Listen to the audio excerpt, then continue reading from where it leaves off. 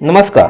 हा उन्हाळ्यात मिळणारा एक रानमेवा आहे जो प्रामुख्याने मार्च ते मे पर्यंत आढळणारे एक फळ आहे. हे काटेरी झुडूप असून फळे पांढरट, पिवळट, लालसर असतात. पिकलेले फळ अत्यंत गोड मधुर असते, तर काही प्रमाणात तुरट आंबटही चव असते. या फळाला तोरण असे म्हणतात. शास्त्रीय भाषेत झिझिफस रुगोसा, स्थानिक भाषेत तोरण, तोरणी, चूर्णा किंवा कोकणची व्हाईट बेरी म्हणून ओळखले जाते. याचे औषधी उपयोग पाहू. फायबरचे प्रमाण जास्त असल्याने पचनास मदत करते.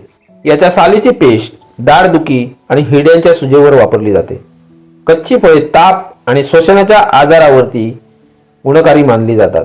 तोरणात कॅल्शियम आणि फॉस्फरस असल्याने हाडे मजबूत होतात. पाने विंचू दंशावर वापरतात. फळांचा व मुळांचा वापर तांदळीच्या आजारात केला जातो. साल खोकला आणि वेदना कमी करण्यासाठी वापरतात.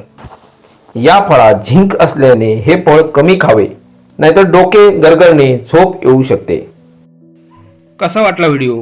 आवडल्यास लाईक करा, शेअर करा, सबस्क्राईब करा आणि हां, कमेंट करायला मात्र अजिबात विसरू नका.